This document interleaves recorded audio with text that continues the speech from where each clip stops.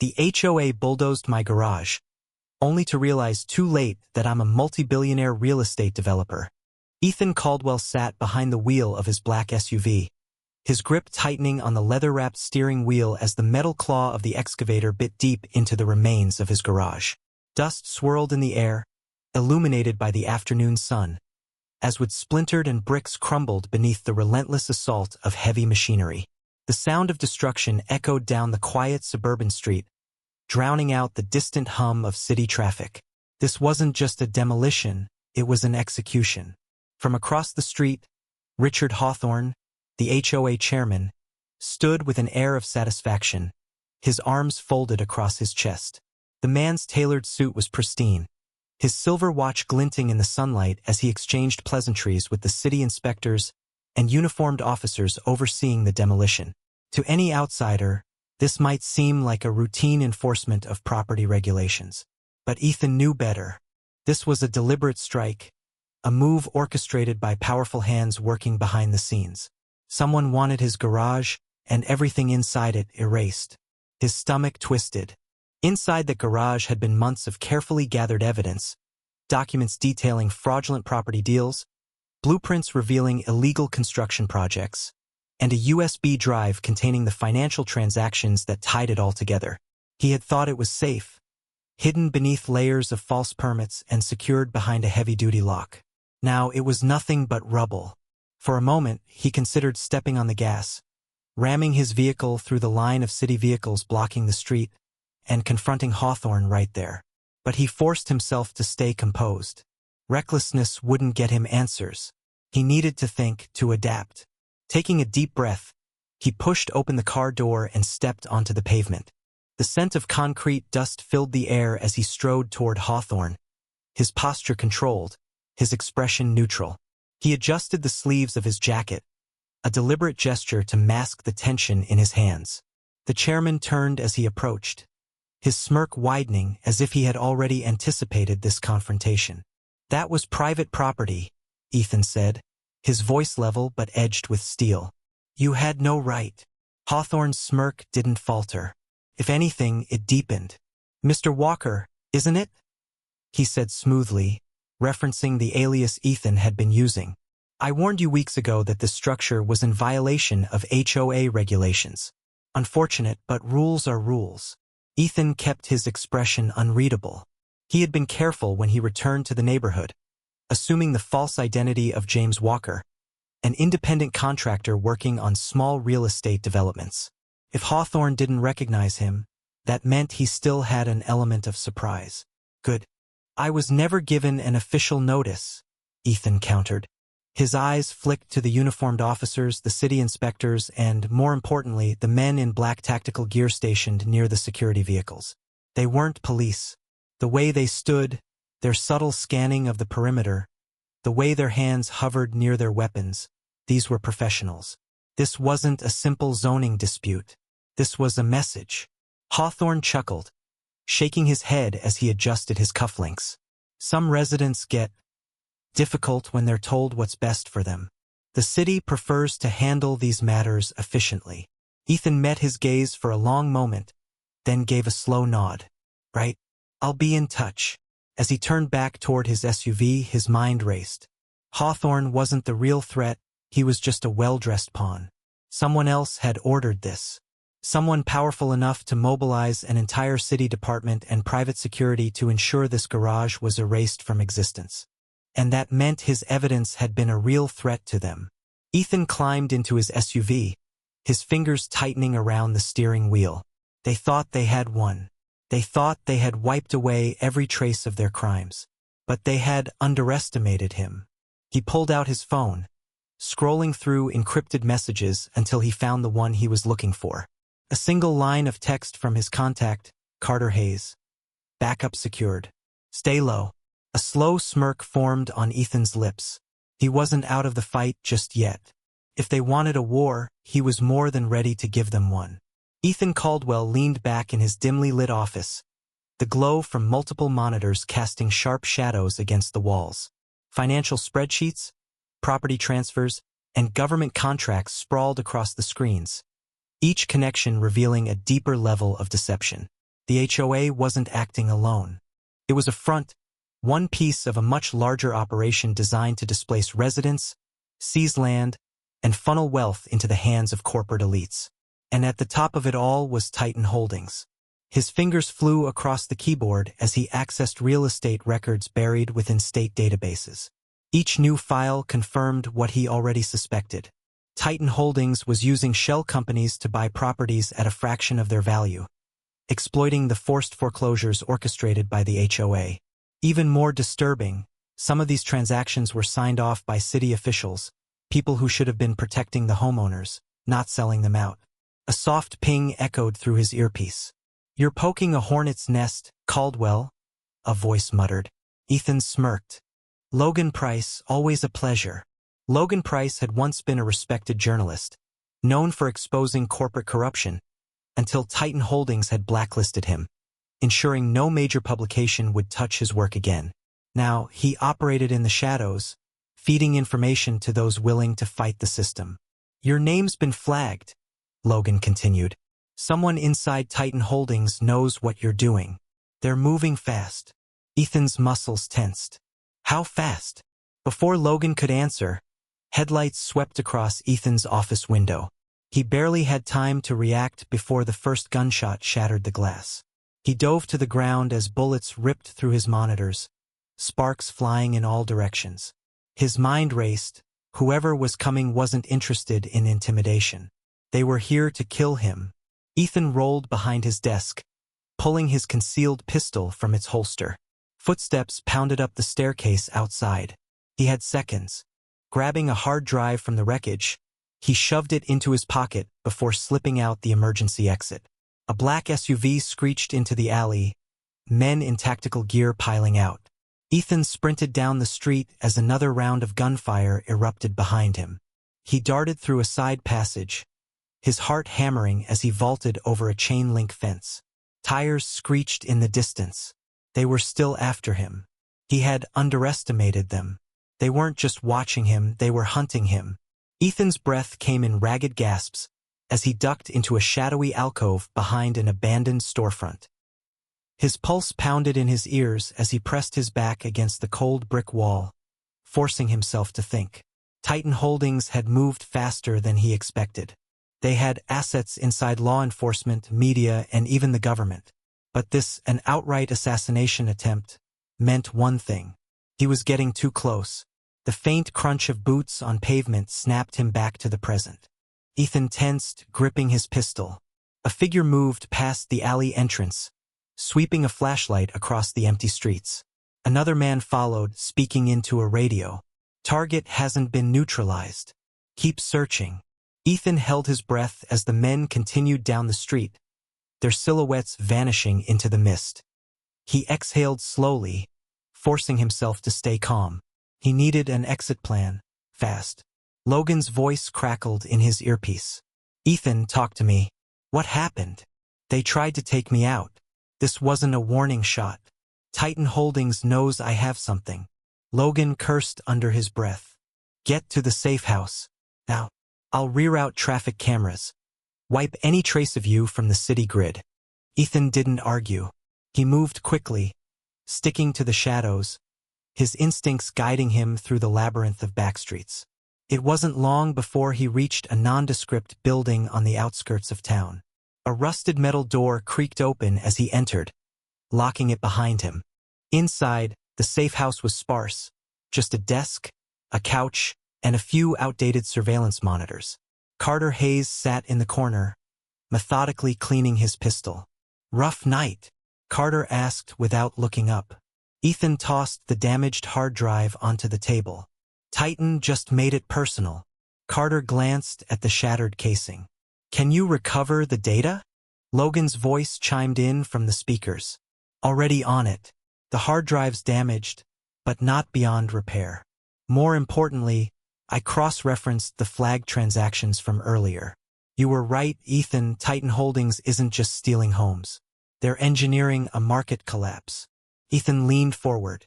"Explain." Logan pulled up a series of financial models on the screen. By forcing mass foreclosures in targeted districts, they're driving property values into the ground. Then, through shell corporations, they buy everything at rock-bottom prices. But here's the kicker. They've been in talks with the state government to push a major urban redevelopment bill. Once it passes, land values will skyrocket. Carter's jaw tightened. They're not just profiting. They're rigging the entire system. Ethan's hands clenched into fists. We need evidence. Something undeniable. Logan hesitated. There's one lead. A whistleblower inside Titan Holdings. They tried to reach me weeks ago, but then they disappeared. If we find them, we might get the proof we need. Ethan exchanged a glance with Carter. Then we find them before Titan does. The night stretched on as Ethan mapped out their next move. They weren't just fighting corruption anymore. They were in a war against an empire willing to destroy anyone who stood in its way. And Ethan Caldwell had just declared war right back. Ethan adjusted his grip on the crowbar, his breathing steady as he pried open the ventilation grate inside the abandoned factory. This was it, Titan Holdings' secret detention facility. He had spent days analyzing security logs and stolen blueprints to pinpoint Logan Price's location. Now, as he climbed into the narrow duct system, he knew there was no turning back. Below, armed guards moved in controlled patterns, their radios crackling with encoded chatter. Every few steps, they paused to scan their surroundings, their fingers never far from the triggers of their rifles. Ethan remained still, his body pressed against the cool metal of the air shaft, waiting for the perfect moment to advance. The facility was a maze of reinforced corridors, its industrial aesthetic concealing the true nature of what happened within. Somewhere in the heart of this structure, Logan was being held. Titan Holdings wasn't just imprisoning him, they were making sure no one would ever hear from him again. Ethan maneuvered forward, crawling through the confined space with calculated precision. His plan had to go smoothly. One misstep and he would be the next to vanish. Then, a familiar voice echoed from below, freezing him in place. "You didn't think I'd let you get this far, did you?" Ethan's eyes widened as he peered through the grated slats. Standing beneath him in the dim light was Vincent Grayson, his lawyer, his trusted confidant. The man who had stood by him through every legal battle. The betrayal stung, but Ethan swallowed his anger, forcing himself to remain calm. "You sold me out," Ethan said quietly, his voice a low growl. Vincent's expression was unreadable, a hint of amusement flickering in his dark eyes. "You always were too ambitious for your own good," he said, smoothing the lapel of his tailored suit. "Titan Holdings isn't just a corporation, Ethan. It's the system, and no one beats the system."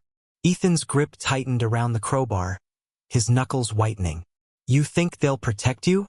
Vincent exhaled, shaking his head. "They don't need to. They own everything, the courts, the politicians. And now, they own you." Before Ethan could respond, an alarm blared through the facility. Red warning lights flashed along the walls, and a mechanical voice announced, "Intruder detected. Security lockdown engaged." Floodlights snapped on, illuminating every corner of the complex. Ethan cursed under his breath. He had walked straight into a trap. The vents rattled as a squad of heavily armed guards rushed into position, weapons aimed at the ceiling. Ethan had seconds to act. He kicked the grate open and dropped onto the nearest guard, driving the crowbar into his chest with a brutal thrust. The man crumpled, and Ethan rolled off him, narrowly avoiding a barrage of gunfire. Chaos erupted. Ethan darted behind a stack of crates, his mind racing for an escape route. A second guard lunged at him, but Ethan spun low, sweeping the man's legs out from under him before slamming his elbow into his throat. He didn't have time to waste. Just as he reached for a fallen rifle, a strong hand yanked him backward into the shadows. A sharp blade pressed against his throat. "Keep quiet if you want to live," a deep voice muttered. Ethan tensed but didn't struggle. He turned his head slightly, catching a glimpse of his unexpected rescuer, a rugged man with a calculating gaze and a scar running down his jawline. "Who are you?" Ethan whispered. "Carter Hayes," the man replied. "And if you think Titan Holdings is bad, you haven't seen the real enemy yet." The words sent a chill through Ethan. He had spent years uncovering corruption, exposing those who thought themselves untouchable. But something about Carter's tone told him that the battle he was fighting was far bigger than he had imagined. Before Ethan could question further, the distant sound of approaching boots signaled they had mere seconds before reinforcements arrived. "This way," Carter said, releasing Ethan and gesturing toward a concealed service corridor. Ethan hesitated, his instincts warning him against trusting a stranger. But right now he had no choice. Logan was still somewhere in this facility, and if Titan had orchestrated this trap, it meant they wanted Ethan alive for now. Together, they slipped through the hidden passage, the sound of gunfire fading behind them. The deeper they went, the more Ethan realized the truth. Titan Holdings was just one piece of a much larger puzzle. And he was only beginning to see the full picture. Ethan Caldwell stood in the dimly lit safe house, the glow from a single desk lamp casting jagged shadows across the room. His fingers tapped an uneven rhythm on the wooden table, the files before him a mosaic of corruption, conspiracy, and betrayal. Across from him, Carter Hayes methodically cleaned his sidearm, pausing only to scroll through intercepted communications from Titan Holdings. The air was thick with tension, a silent acknowledgement of the storm closing in around them. "They're not just covering their tracks," Carter muttered, setting his gun down. His brows furrowed as he scanned another document. "They're flipping the entire narrative. We're the criminals now." Ethan exhaled slowly, leaning back in his chair. The latest intel confirmed their worst fears. Titan Holdings had arranged a massive press conference within 48 hours. The CEO, Graham Duvall, was set to announce fabricated evidence that Ethan had manipulated financial documents to control the housing market. Worse, the government was complicit. Officials would seize Ethan's assets, freeze his accounts, and brand him a fugitive. It was a ruthless but effective strategy. Discredit the accuser, bury the truth beneath a mountain of lies. "They're making their final move," Ethan said. "If they discredit me, everything we have, every document, every witness, becomes worthless." Carter folded his arms, his expression unreadable. "Then we need something they can't twist. Something undeniable." Ethan already knew the answer: Richard Hawthorne. The man had been the public face of the HOA's corruption, but Ethan had long suspected he was merely a pawn in Titan Holdings' greater scheme. If they could break him, force him to confess, it would be the nail in Titan's coffin. But Hawthorne was heavily protected. His security had doubled since Ethan's last encounter with him, and he rarely went anywhere without a full private detail. Getting to him would require a calculated risk. So Ethan made his move. 2 hours later, in a penthouse suite at the Westin Hotel, a burner phone vibrated against a glass tabletop. Richard Hawthorne, clad in his signature navy suit, picked it up. The tension in his shoulders tightened as he heard Ethan's voice. "You want to survive this, Richard? Meet me. 1 hour. No security." Hawthorne hesitated, his fingers tightening around the phone. "This isn't how you negotiate, Caldwell." Ethan pressed on. "You think Titan's going to let you walk away when this all comes crashing down? You know too much. If you don't work with me, you're already dead." Silence. Then, at last, a sigh. "Fine," Hawthorne said. "But if this is a setup, I'll make sure you don't walk away either." Ethan hung up, his mind already racing ahead. The meeting was set. Now it was time to get the confession. As Carter stepped out onto the fire escape, the first shot rang out. The bullet missed him by inches, shattering the metal railing in an explosion of sparks. He reacted instantly, diving for cover. Inside, Ethan hit the ground, reaching for his gun. "Sniper!" Carter hissed. A second shot shattered the window beside them, sending shards of glass flying through the air. Carter winced as a small cut formed on his cheek, but he didn't stop moving. They had been compromised. Ethan grabbed the hard drive containing their evidence and sprinted toward the exit. There was no time to think, only to act. "We need to move," Ethan shouted. Carter fired 2 quick shots toward the rooftop, forcing the sniper to retreat. It bought them just enough time to reach the alleyway below. The safe house was burned, their location known. Titan Holdings had made its move. Ethan clenched his jaw. This wasn't just about survival anymore.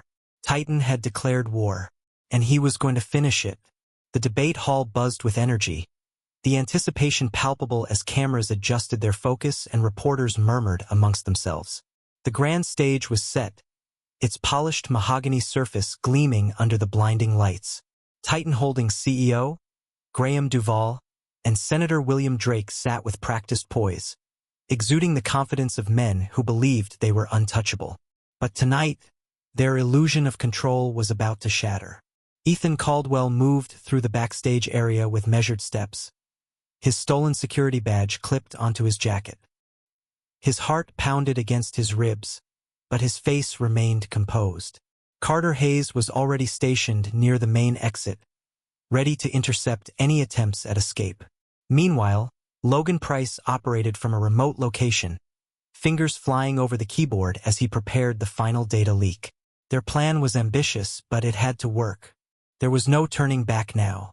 The debate began with rehearsed speeches and carefully worded statements, each designed to manipulate public perception.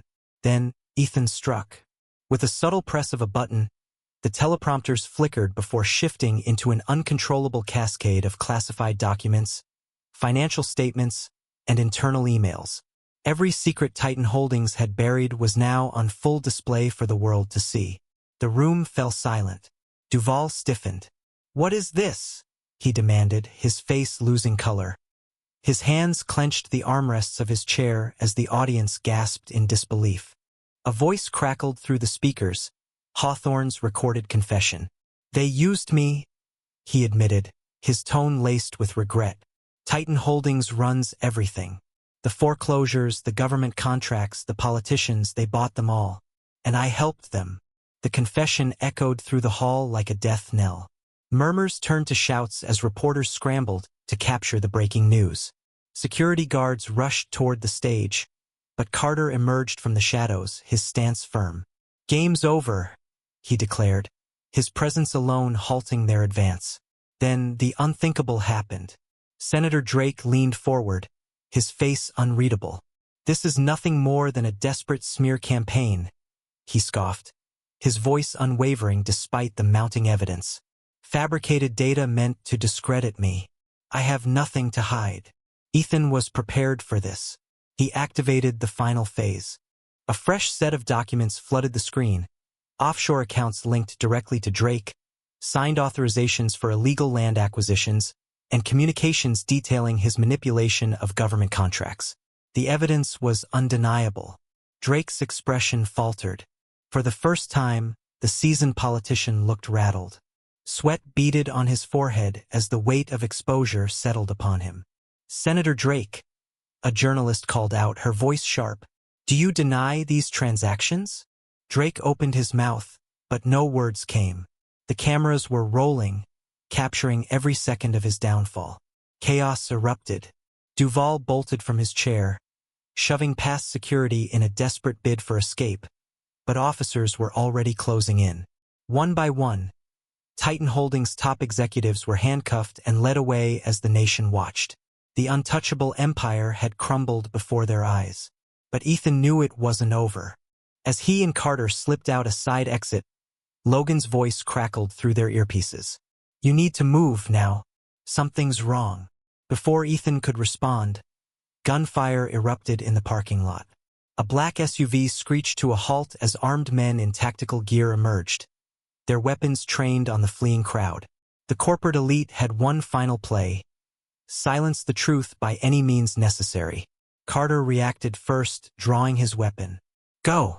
I'll handle this." Ethan hesitated, but he knew the mission came first. He darted through the alley, Logan guiding him through an alternate route. His mind raced. Who had sent the hit squad? Was it Titan Holdings' last act of defiance? Or was someone even higher up pulling the strings? The answer came as another SUV roared around the corner, blocking his escape.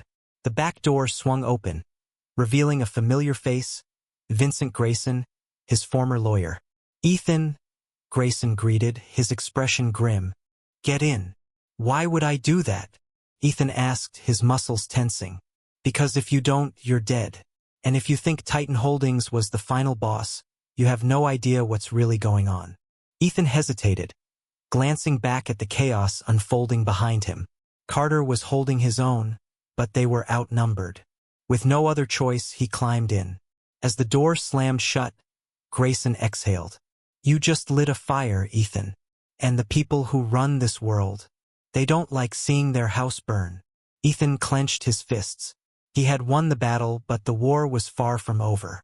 And now he was deeper in the fire than ever before. Disclaimer. The story you just watched is fictional, created to explore themes of power, property rights, and unexpected consequences. Its purpose is to entertain and provoke thought about the dangers of overreach and the importance of knowing who you're dealing with before making rash decisions.